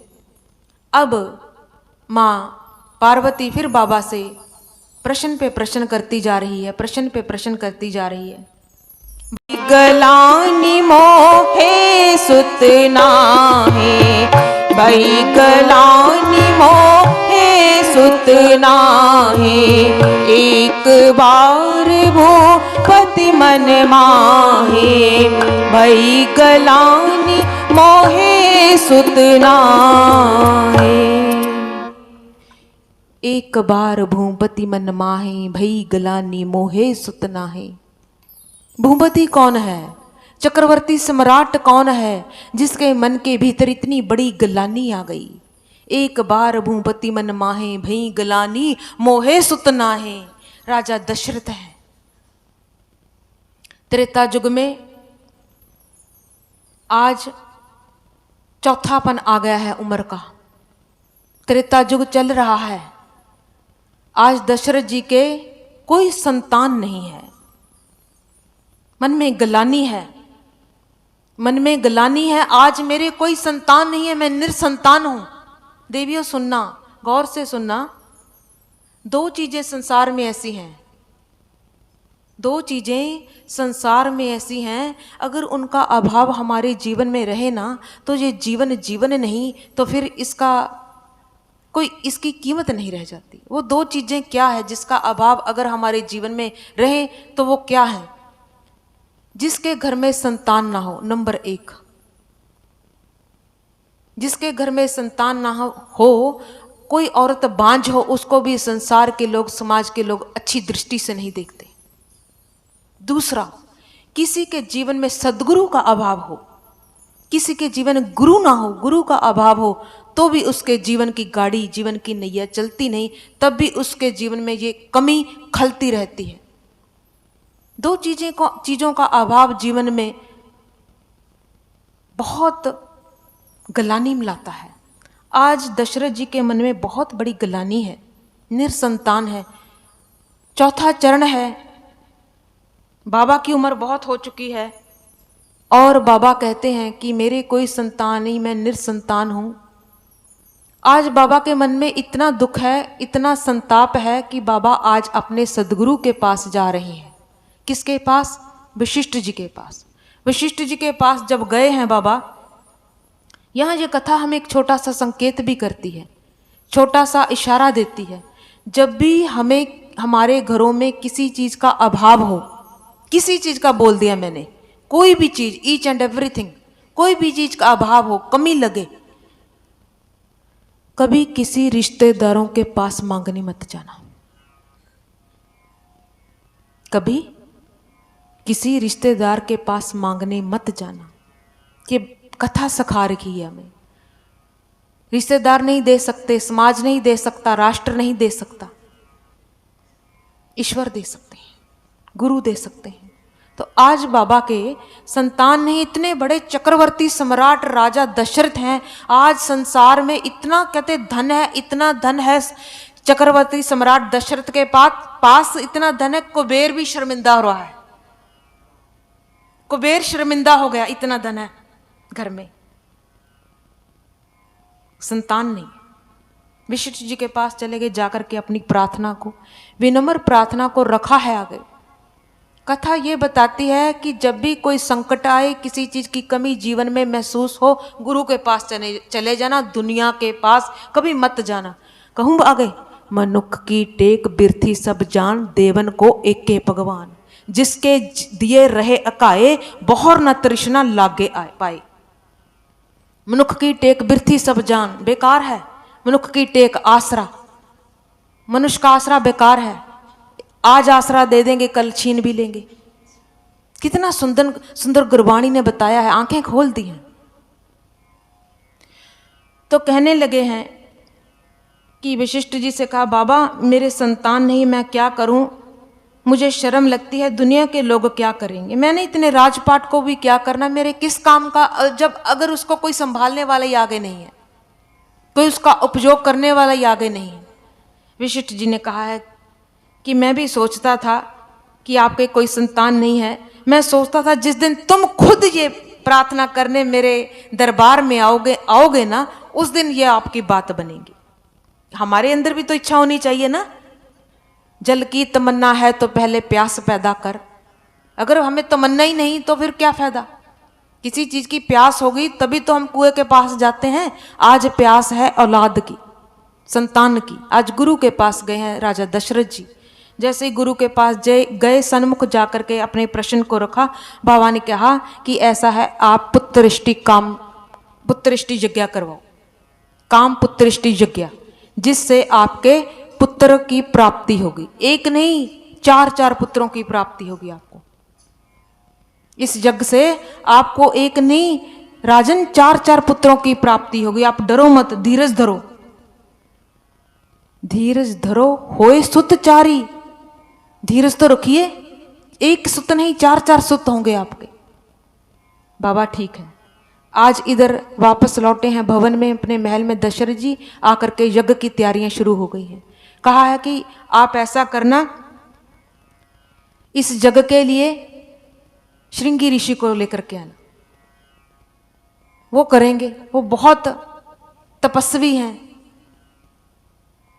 कई कई ऋषि तो ऐसे होते हैं महाराज, ऐसे ऐसे ऋषि मुनि ऐसे तपी तपीश्वर थे ना, कि ऐसे एक दृष्टिपात ही करते थे, ऐसे काम बन जाता था। आज भी हैं, आज भी हैं, लेकिन अपना आप दिखाते नहीं। इसको ही गुरबाणी में कहा, नानक नदरी नदर निहाल। बस जो नानक जो नजर से ही, अपनी नजरों से ही निहाल कर देते थे। किसी के ऊपर दृष्टिपात हो जाता था, उसका काम बन जाता था। तो इन्होंने यज्ञ प्रारंभ किया। जैसे ही यज्ञ पूर्ण हुआ, आज कहते यज्ञ नारायण भगवान उस यज्ञ में से प्रकट हुए। जैसे वो प्रकट हुए, वहां हाथ में उनके एक चुरू है, चुरू कहते हैं खीर को, खीर का प्रसाद लेकर के, डोना लेकर के प्रकट हुए। जैसे ही वो चुरू खीर था, उन्होंने वो खीर का डोना कहते वशिष्ठ जी, गुरु जी को दे दिया, वशिष्ठ जी को दे दिया। गुरु जी ने वो डोना किसको दे दिया? पत्नियों को, इनकी पत्नियों को दे दिया। 3 जो पत्नियां थी राजा की, 3 रानियां थी, कुशल्या जी थी, ककई जी थी, सुमित्रा जी थी, तीनों रानियों को बांट दी। तीनों को 3 हिस्से हुए। कहते जब सुमित्रा जी के हाथ में थी, अचानक से विधि का विधान देखो क्या होता है। ये विधि का विधान है, जैसे उसने लीला ऊपर वाले ने करनी होती है। सुमित्रा के हाथ में वो खीर थी, कहते जो जैसे उसके हाथ में वो खीर थी ना, अचानक से आसमान से एक चील आई, वो जो हाथ में जो उसके खीर थी वो पत्तल लेकर के उड़ने लगी। जैसे वो उड़ने लगी, इधर थोड़ी दूर आई तो अंजना माता ऐसे हाथ करके भगवान महादेव के प्रार्थना कर रही थी।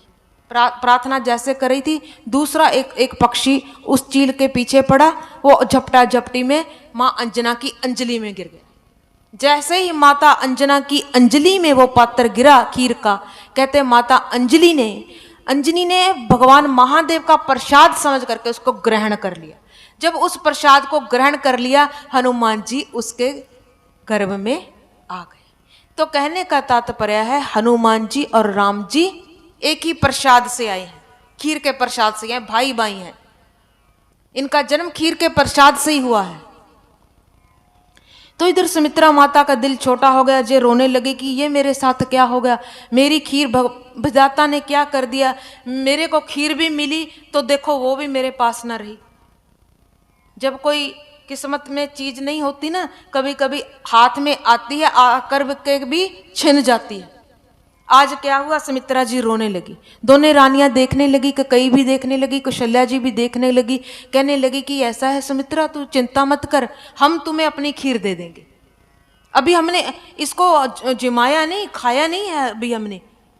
जैसे हम किसी को हौसला दे, आश्वासन दे, अभी मैंने झूठी नहीं कि अभी ले लेना, आप प्रसाद ले लेना, कह दिया माता ने। माता ने कहा कि आप ऐसे है, हम इसमें से आधा भाग हम दोनों आपको दे देंगे।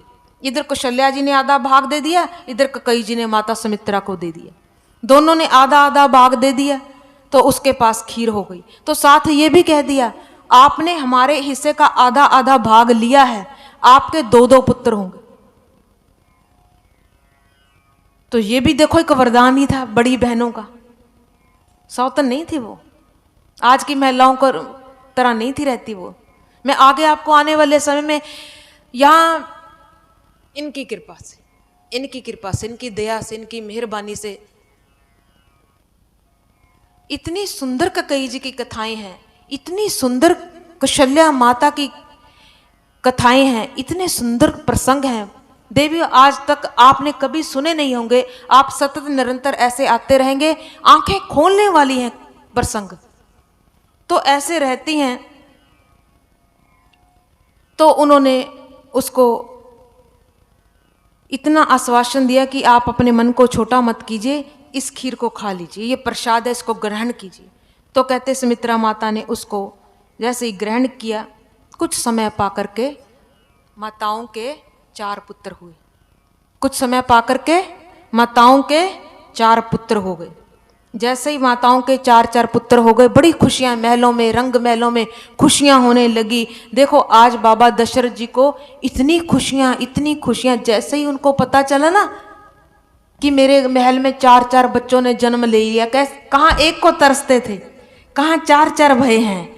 आज कहते हैं क्या हुआ, दशरथ जी अपने अंदर महल में जाते हैं, बड़े बड़े रत्न जड़ित हार लेकर के आते हैं, सेवकों को देते जाते हैं।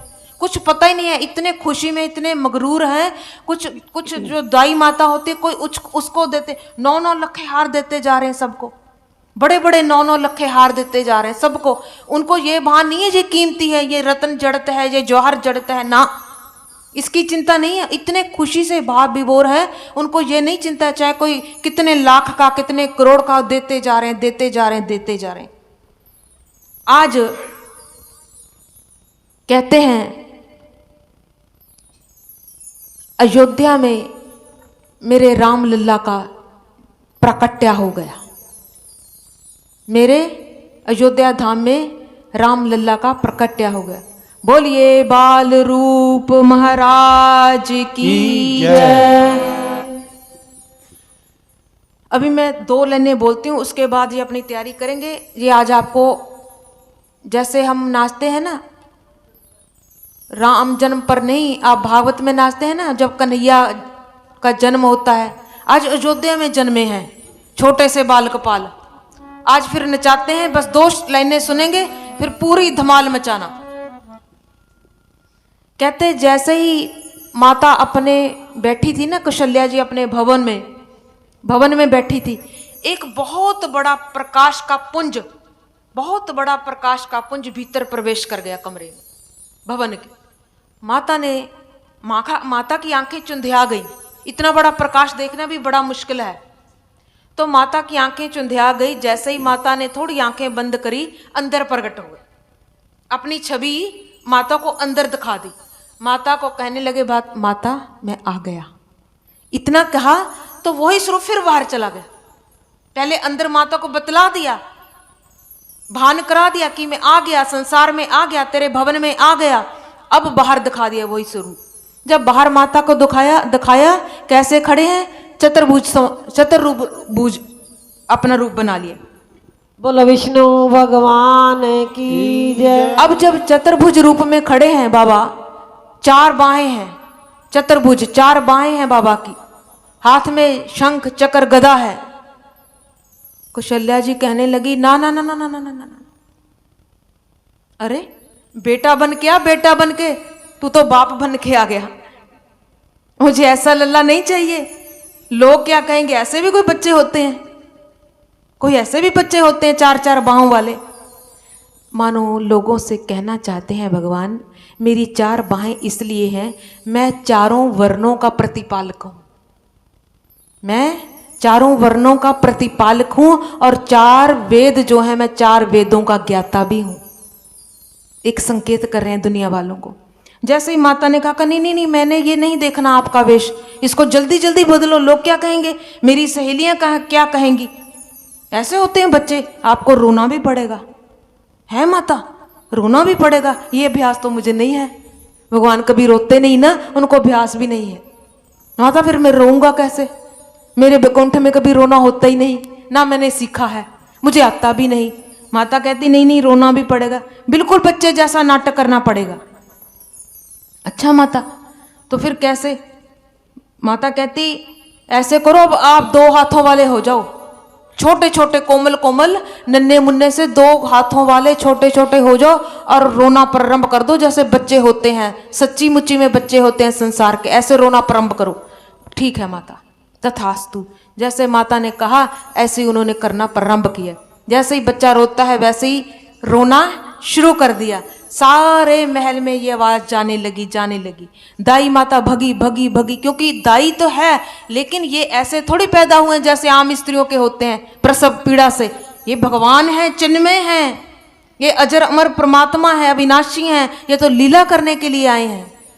लेकिन जब माता ने इनका ये रूप देखा, माता तो खुश हो गई। माता कहती वाह, मेरा कितना सुंदर सुंदर छोटा सा बाल गोपाल है, मेरा छोटा सा शिशु कितना प्यारा है। इतना खुश हुई, कहते हैं पूरे अवध में खुशियां ही खुशियां की लहर दौड़ गई। मंगल गान होने लगे, ढोल बजने लगे, नृत्य होने लगे, सखियां नाचने लगी, माताएं नाचने लगी, घर घर में मठियाइयां बटने लगी, आभूषण बटने लगे, वस्त्र बटने लगे, सारी चारों और मंगल मंगल गीत प्रारंभ हो गए। आज भगवान भवन में भी भगवान का प्रकट्य हो गया। बहुत सारी सखियां अवध से आई बैठी हैं सखियों, आपको बहुत बहुत बधाई हो, लल्ला की बहुत बहुत बधाई हो। बोलो श्यापति रामचंद्र महाराज की।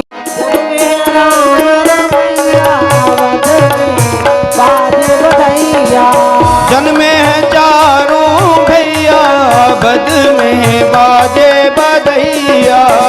जन्मे चारों भैया, बद में बाजे बधैया। बाजे बधैया, बाजे बधैया, बाजे बधैया, बाजे बधैया।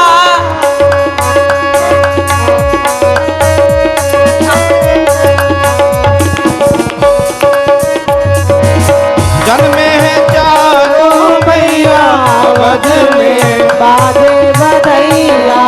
जन्मे हैं चारों भैया, बद में बाजे बधैया। जय हो, जय हो, वाह, मंगल हो, मंगल हो, मंगल हो।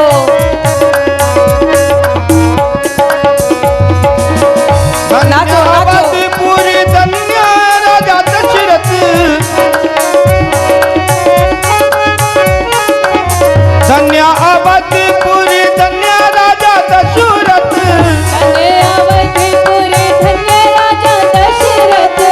धन्य अवधपुर धन्य राजा दशरथ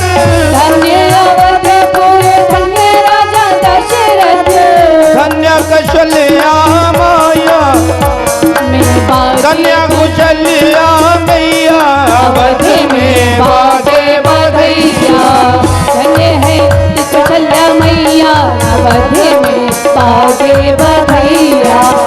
धन्य कौशल्या मैया अवध में बाजे बधैया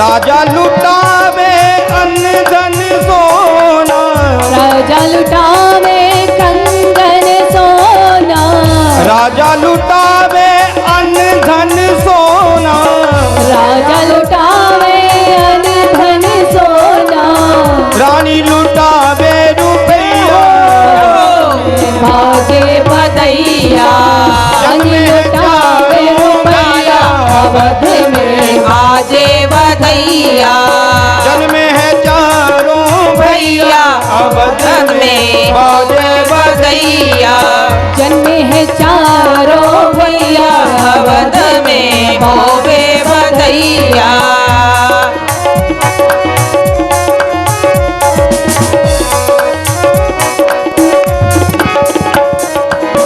मैया कौशल्या ने ललना जायो मैया कौशल्या ने ललना जायो मैया कौशल्या ने ललना जायो मैया कौशल्या ने ललना जायो और दशरथ जी को छैया अवध में बाजे बधैया अवध में बाजे बधैया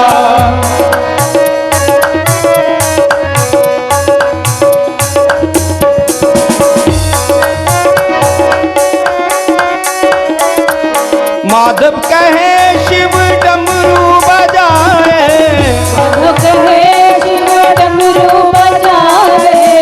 माधव कहे शिव डमरू बजाए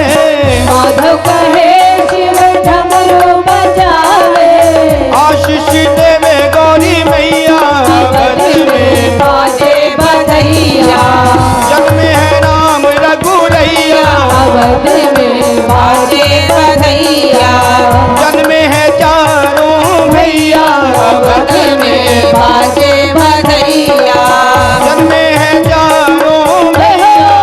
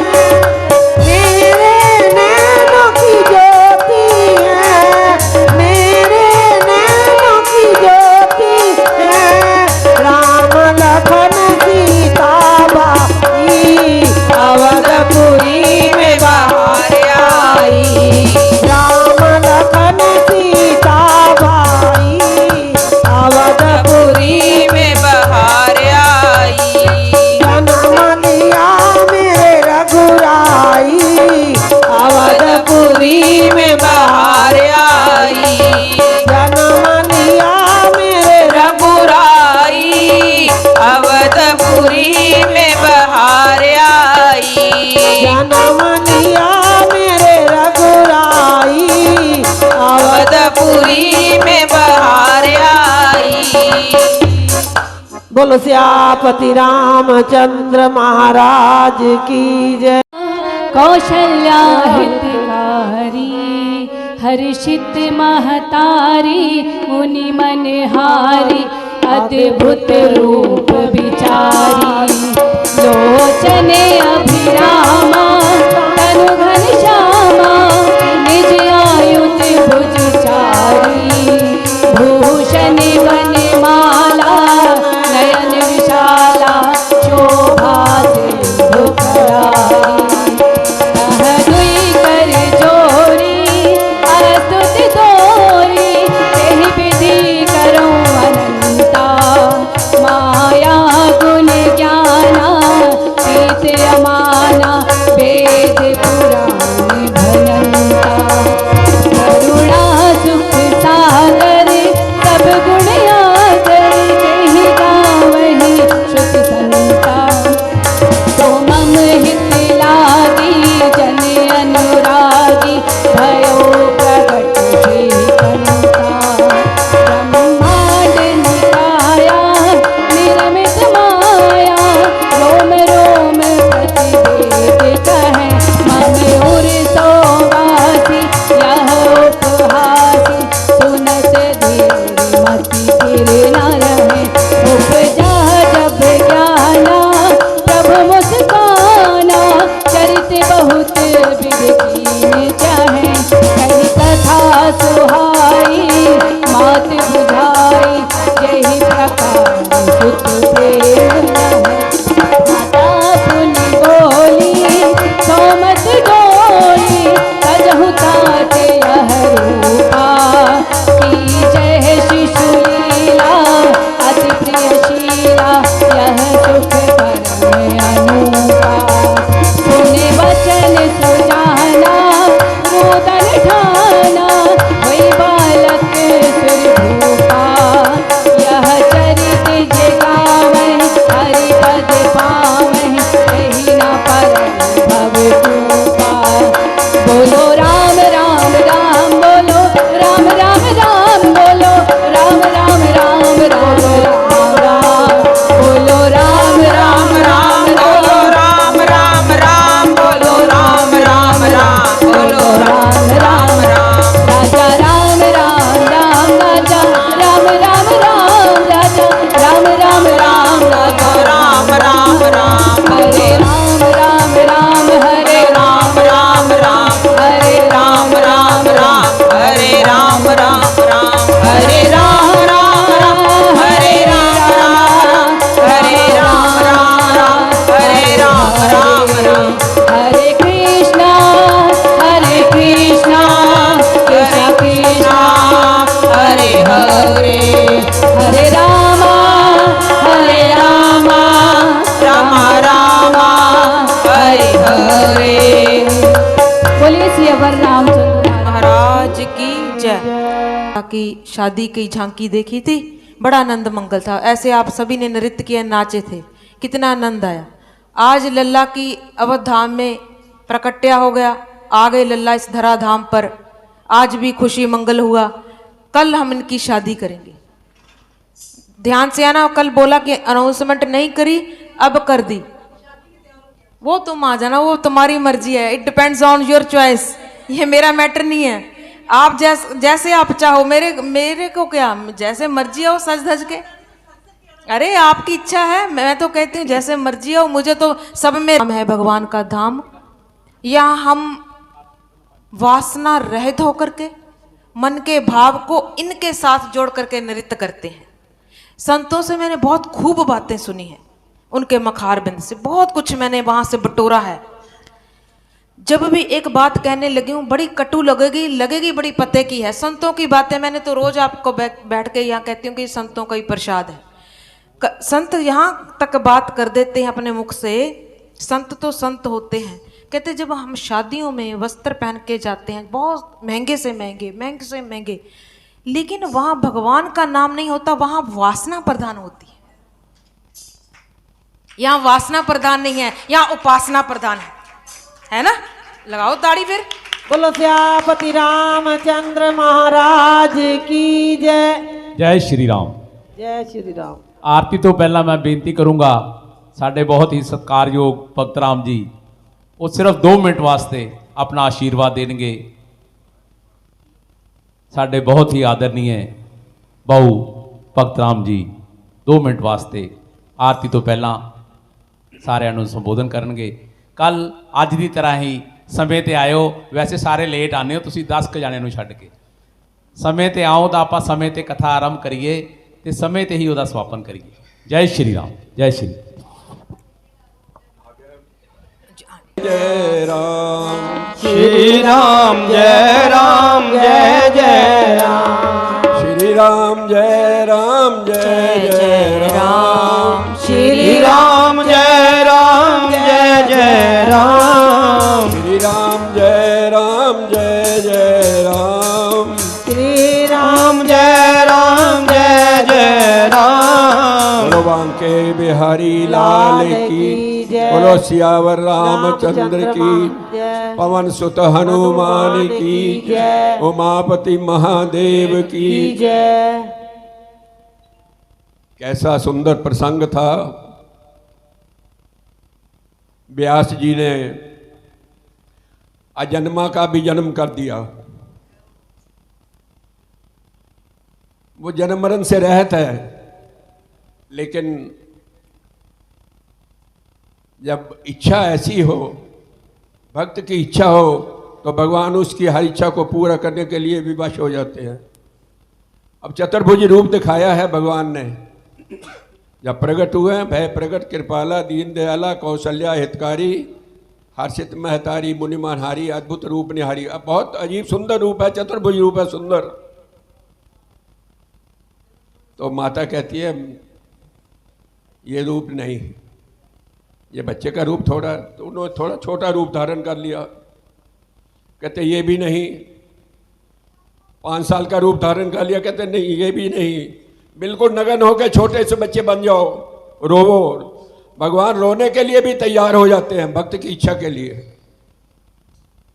आप लोगों के पुण्य की कितनी सराहना की जाए। इस कलयुग में कोई भी व्यक्ति अपने काम, अपने घर, इस वक्त कुछ लोग तो टीवी देख रहे होंगे, कुछ अपने व्यवहार में होंगे, बहुत कम इस सत्संग में आने का प्रयास करते हैं। कई लोग तो रास्ते में रुकावटें बहुत आती हैं, बहुत रुकावटें आती हैं। इस परमार्थ के रास्ते में चलने में बहुत रुकावटें आती हैं, लेकिन जो इसको लांग कर आ जाता है वो परम पद को पा लेता है।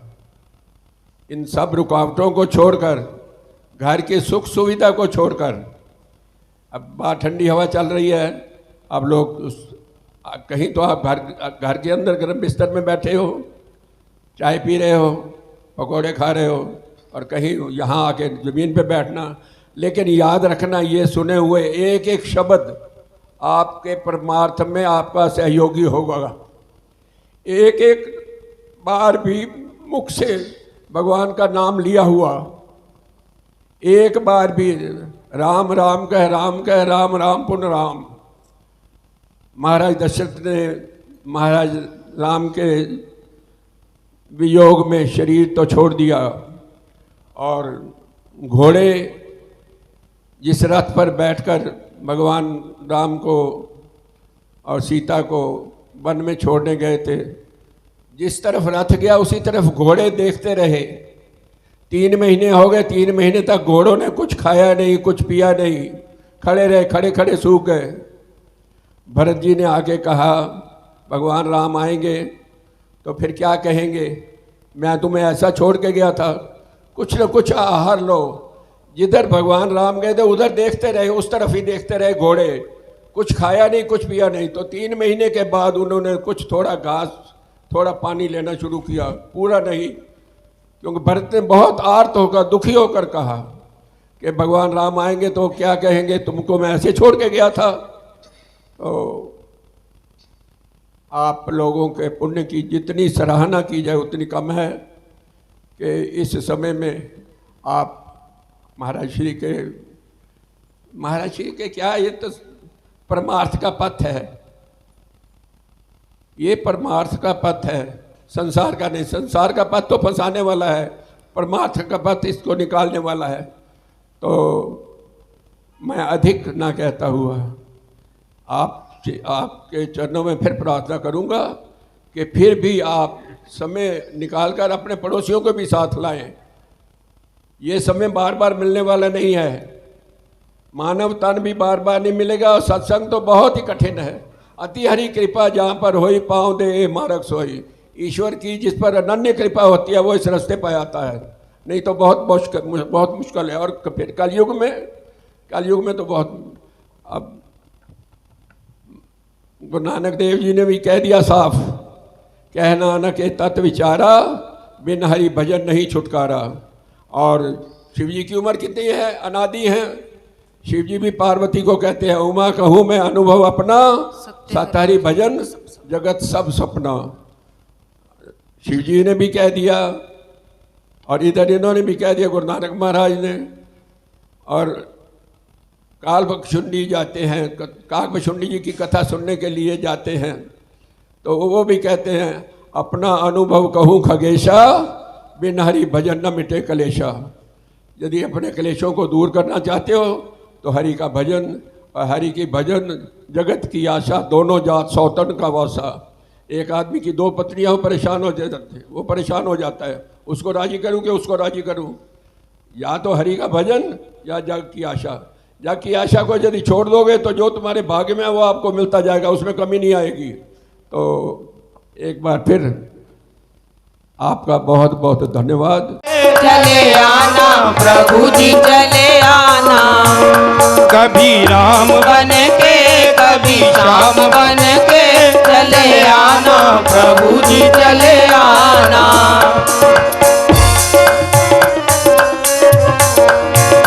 तुम राम रूप में आना, तुम राम रूप में आना, तुम राम रूप में आना, तुम राम रूप में आना। सीता साथ लेके धनुष हाथ लेके चले आना प्रभु जी चले आना। कभी राम बन के कभी श्याम बन के चले आना प्रभु जी चले आना।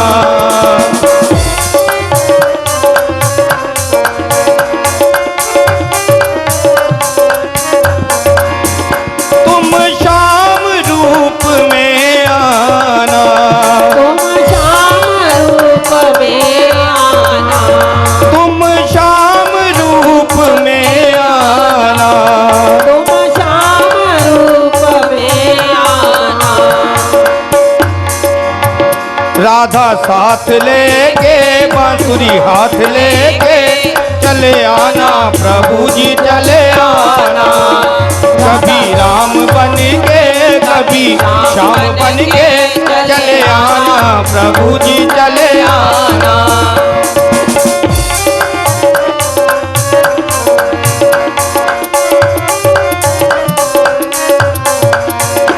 तुम शिव के रूप में आना, तुम शिव के रूप में आना, तुम शिव के रूप में आना।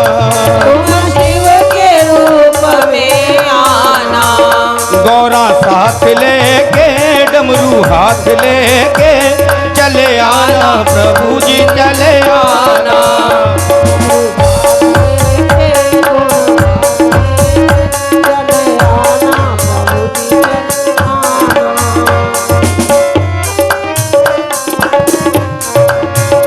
तुम विष्णु रूप में आना, तुम कृष्ण रूप में आना, तुम विष्णु रूप में आना। तुम विष्णु रूप में आना। लक्ष्मी साथ लेके चक्कर हाथ लेके चले आना प्रभु जी चले आना। कभी राम बन के कभी श्याम बन के चले आना प्रभु जी चले आना। कभी राम बन के कभी श्याम बन के चले आना प्रभु जी चले आना।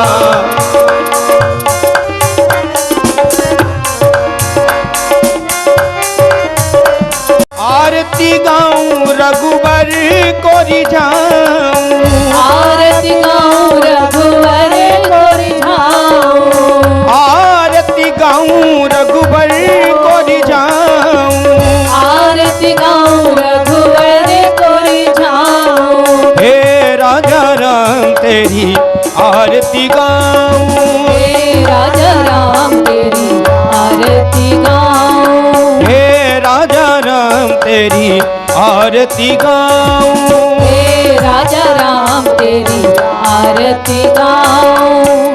कनक सिंहासन राजत जोरी, कनक सिंहासन राजत जोरी, कनक सिंहासन राजत जोरी, कनक सिंहासन राजत जोरी।